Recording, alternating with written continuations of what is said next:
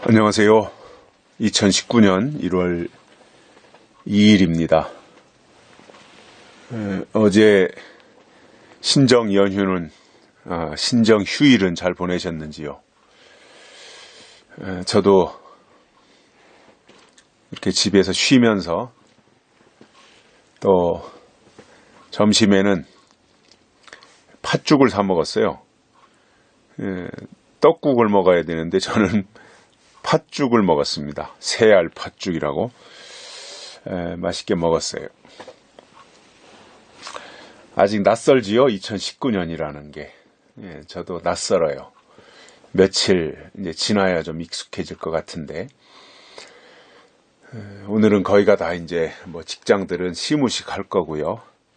이제 힘차게 또 한 해를 시작해 갈 겁니다. 우리의 신앙도 힘찬 발걸음 내디디고 멈추지 말고 또 그 곁길로 나가지 말고 우리의 발걸음이 뚜벅뚜벅 하나님을 향하여서 달려갈 길을 다 달려가고 바울처럼 믿음을 지킬 수 있는 그러한 우리 2019년 한 해가 되었으면 좋겠습니다. 무엇보다도 우리 대한민국이 더 이상 무너지지 말고 안보나 경제가 이제라도 좀 세워졌으면 좋겠는데, 사실상 그럴 가능성은 전문가들의 말을 들어보면 없는 것 같아요. 문재인 정부의 소득주도 성장, 이것이 완전히 나라를 망가뜨리고 있고, 또 최저임금이 대폭 인상되면서 그 소상공인들 아주 힘들어하고 있습니다. 참 좋은 우리 대한민국이었는데 불과 2년도 안 돼가지고 구석구석에서 다 무너지고 있습니다. 아우성인데 아마 청와대만 이 소리를 못 듣고 있는 건지, 아니면 알면서도 모른 채하고 우리나라를 망가뜨리기 위해서 청와대를 점령한 건지 도무지 이해가 되지 않는데, 또 우리가 신앙적으로 보면 이것 또한 하나님이 허락하셔서 된 일이 아니겠는가, 이렇게 생각하면서, 하나님이 허락하신 일이라면 방법이 없지요. 그저 우리가 기도하며 나가야 될 상황이고요. 이러한 것들을 보면서 이 또한 예수님이 다시 오시는 재림의 징조가 아니겠는가, 이렇게 주님이 오시는 발자국 소리로 듣는다면 우리에게 영적으로 도움이 되지 않을까 생각을 하고, 그러면서 또 나라를 위해서 우리가 해야 될 일들은 또 해야죠. 오늘 말씀은요, 아모스 3장 7절, 우리가 잘 알고 있는 말씀입니다. 주 여호와께서는 자기의 비밀을 그 종 선지자들에게 보이지 아니하시고는 결코 행하심이 없으시리라. 아멘. 우리가 그 때를 아는 것이 참 중요한데, 그 때를 알기 위해서는 들어야 되잖아요. 때에 대한 말씀을 들어야죠. 근데 이제 듣기만 하는 건 부족해요. 왜냐하면 잘못 들을 수 있어요. 글씨를 모르는 4살, 5살짜리들이 누가 노래 부르면 그거 듣고 금방 습득을 하잖아요. 그리고는 노래를 불러요. 근데 글씨를 모르고 주워 들은 것 가지고 부르다 보면 가사가 틀려요. 제 조카 중에도 좀 영리한 조카인데, 어렸을 때 그때 많이 불렀던 복음성가 중에 하나가 이거야. 두세 사람 모여서 합심한 기도, 우리 주님 기쁘게 받아주시네. 따라라라라라라라라라라라, 사랑하는 주님께 감사드리며, 그 언젠가 예수님 오실 때까지 빠바바밤 날마다 기도합니다. 요거예요. 기도합니다. 요게 이제 그 악보에 있는 가사예요. 그런데 조카가 뭐 한 서너 살짜리가 너댓 살짜리가 이제 그 글씨를 가사를 볼 줄 모르고 이제 교회에서 계속해서 그 복음성가를 부르니까 듣고 곡조는 익숙하고 들은 대로 말하다 보니까 기도합니다 이렇게 끝나야 돼. 기도합니다 이렇게 끝나는 거예요. 물론 그 앞에도 이제 틀린 내용이 있는데 그러면서 배꼽을 잡고 웃는데, 자, 우리가 믿음은 들음에서 나니까 듣는 건 참 중요해요. 근데 들은 것만 가지고는 부족해요. 들었으면 어떻게 해야 되느냐? 그 다음에 읽어야 돼요. 듣는 신앙에서 읽는 신앙으로 가야 돼요. 왜냐? 그게 확실한 거잖아요. 누가 말한 걸 들었어요. 어느 정말 영적인 분이, 앞서가는 분이, 시대를 앞서가는 분이 말한 걸 들었어요. 근데 그 들은 것은 주관적으로 들을 수도 있잖아요. 내 임의로 들을 수도 있잖아요. 근데 들은 말씀을 메모했다든가 기억해놨다가 그것을 성경을 통해서 읽음으로 확인을 하면 확실해지는 거잖아요. 그래서 듣고 읽어야 돼요. 그러면 이제 뭔가 확신이 생기잖아요. 그런데 읽은 거로 다가 아니라 그 다음으로 가야 될 게 뭐예요? 말하기예요. 말하기. 그래서 듣기, 읽기, 말하기.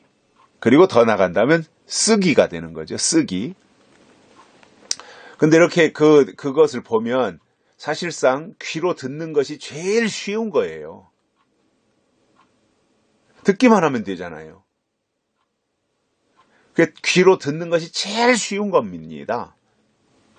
교회에서 이제 신앙생활, 우리가 이제 다 재림신앙을 가지고 있으니까 재림복음의 방향을 맞추고 우리가 이제 말씀을 듣고 있잖아요. 그런데 귀로 듣는 것이 가장 쉬운 거고요. 그 다음으로는 뭐냐면 읽는 거예요. 듣는 것보다는 좀 어려운데 그래도 읽는 것도 쉬운 거예요. 근데 아무나 읽지 못해요. 듣는 것은 열심히 듣는데 읽는 것은 안 하는 사람들도 많아요. 저는 제 주변에서 그런 분들 보거든요. 그러니까 듣는 데는 잘 찾아다니는데 가만히 식탁에 앉든가 집에 앉아서 책상 앞에 앉아서 읽는 거는 안 하는 분들이 있어요. 그러면 기도합니다 이렇게 되는 거예요. 정확성에서 떨어지는 거예요.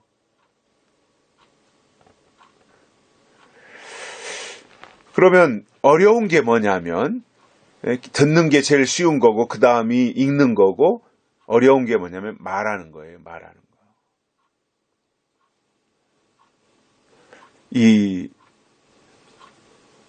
뭔가를 하나님의 것을 깨닫고 말한다라고 하는 거, 설교자가 된다고 하는 거 어려운 거거든요.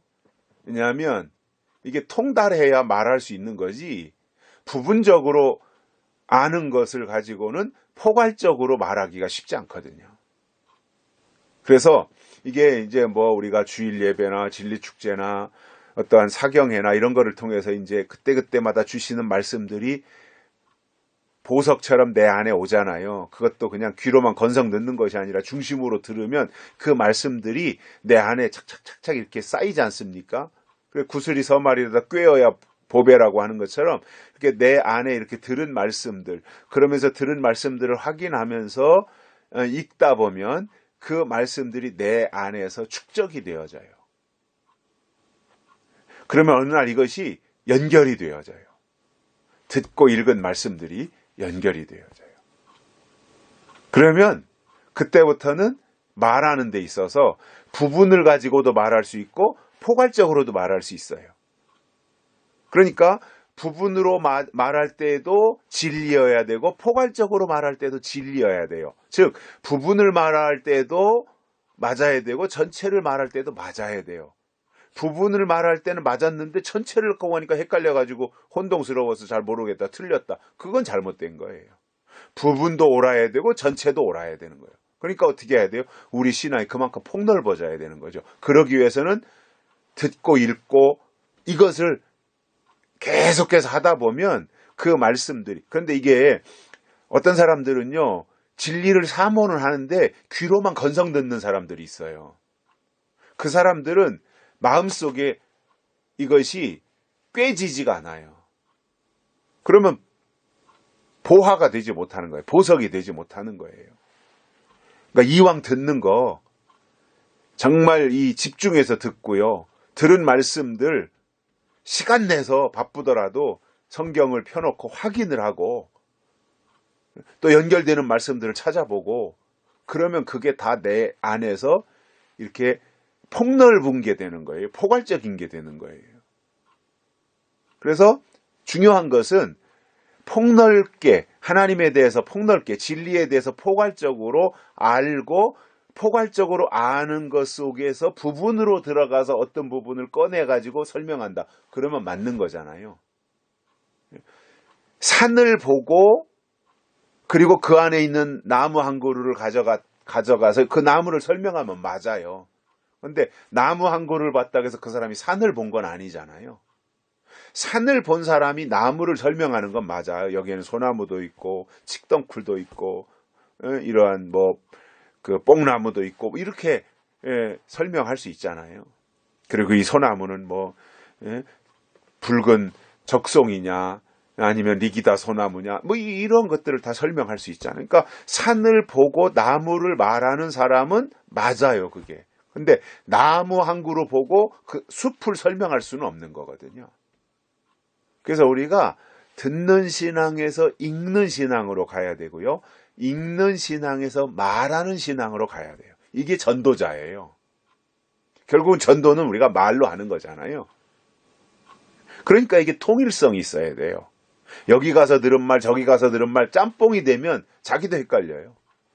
그래서 저는 한 방향으로 가라 이거예요. 한 우물을 파자.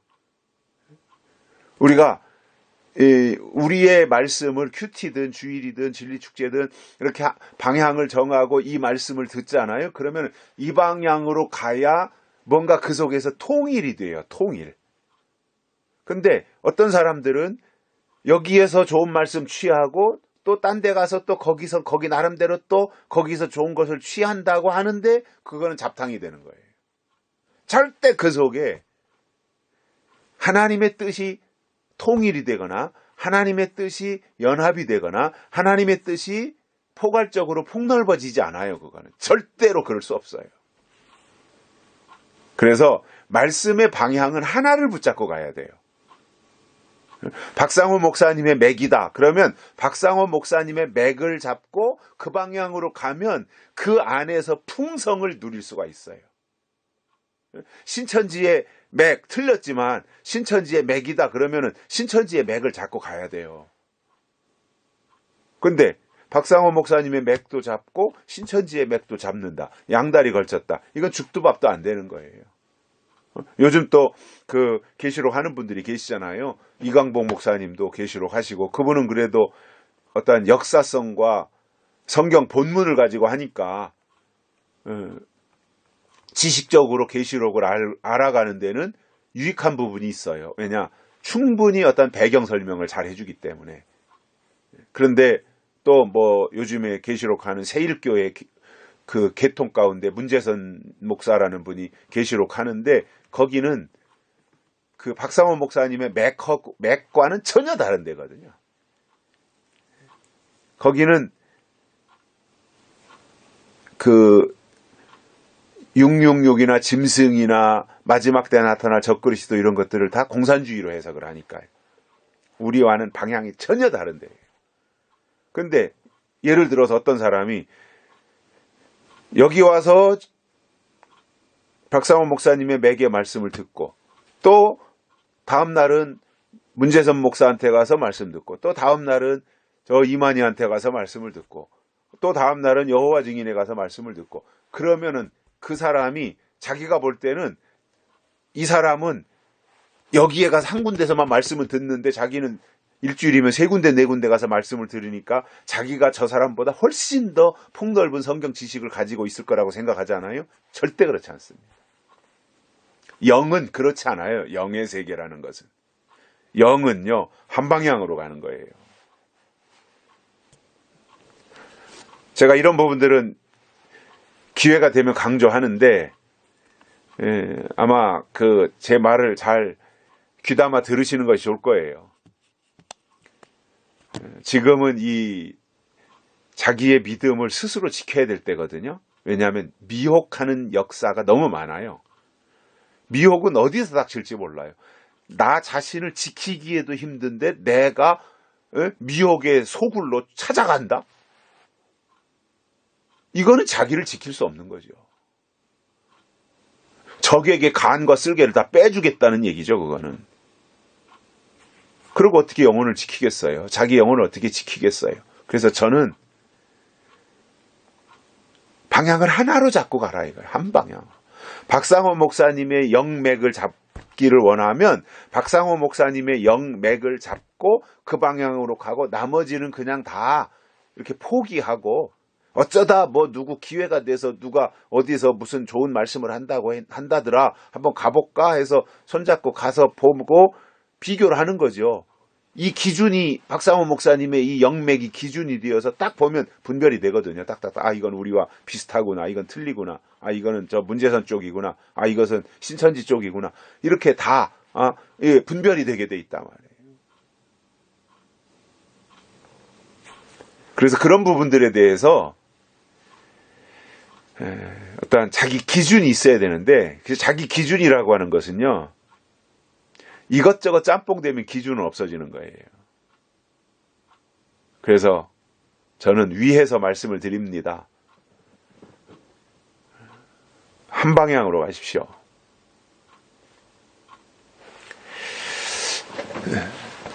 물론 다 잘하고 계시겠지만 그러면 하나님은요. 마지막 때 역사들을 사람들에게 알려주시잖아요. 그 알려주시는 것을 들어야 알고 읽어야 알게 되잖아요. 그래서 듣고 읽어서 안 사람은 그것을 또 말해서 알려야 되잖아요. 나팔을 불어야 되잖아요.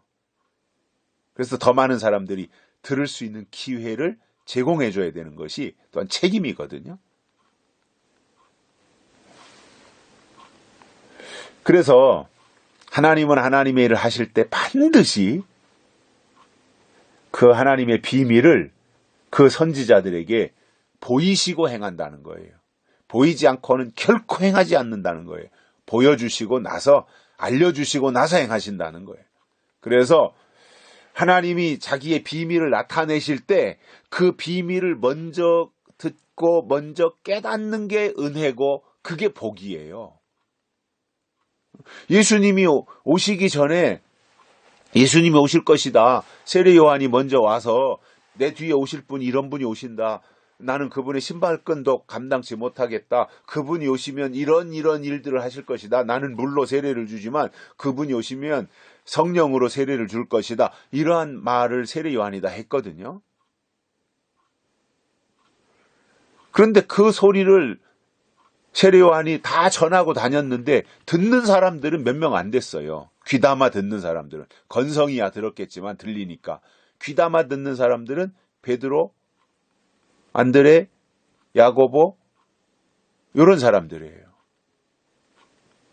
그러니까 세례 요한을 통해서 먼저 메시아가 예수 그리스도가 오신다라고 하는 소식을 증거하고 다닐 때 그 말을 귀담아 들은 사람이 베드로, 야고보, 안드레 이런 사람들인데 그들이 세례 요한의 얘기를 귀담아 듣고는 뭔가 이렇게 마음속에 간직하고 있었는데 어느 날 보니까 세례 요한이 말했던 그분이 나타난 거예요.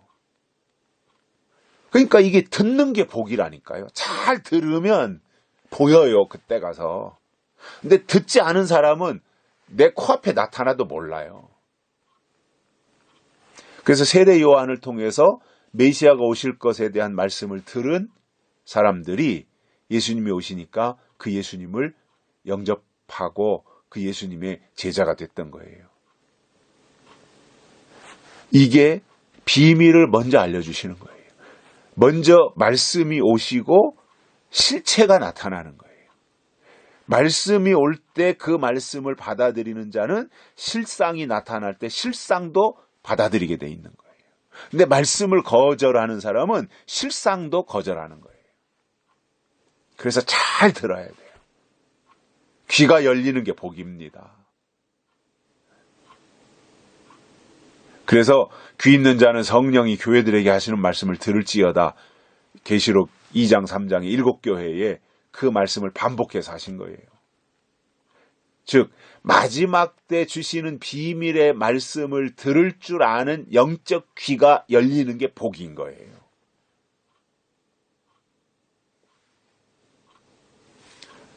그래서 그들을 통해서 하나님이 하고자 하시는 하나님의 일들을 행하신다는 겁니다. 마지막 때도. 그래서 계시록을 때가 되면 임봉한 것을 7인으로 꽁꽁 봉하셨던 것을 인을 떼셔서 열어주시고 그 말씀을 증거하시는 거예요. 임봉한 것을 떼실 때 먼저 그 말씀을 들은 사람들을 통해서 그 말씀을 듣게 하시고 읽게 하시고 증거케 하시는 거예요.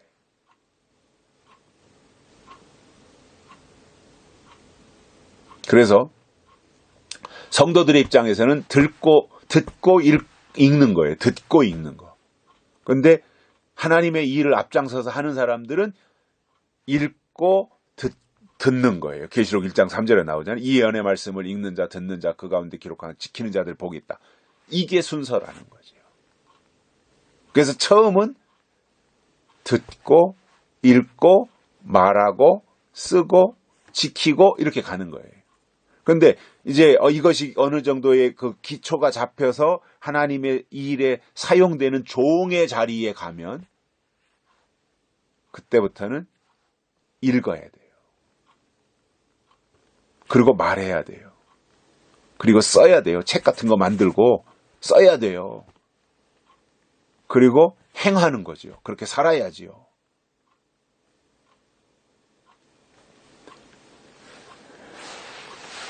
그래서 하나님이 비밀을 나타내실 때 그 비밀을 먼저 듣고 보는 게 은혜입니다. 이게 아무나 누리는 게 아니에요. 올 한 해 동안 다시 한번 하나님의 비밀을 선지자들에게 보이실 때 그 비밀을 먼저 보고 깨닫고 앞장서서 그 일을 이룰 수 있는 복된 믿음의 사람들이 되시기를 바랍니다. 감사합니다.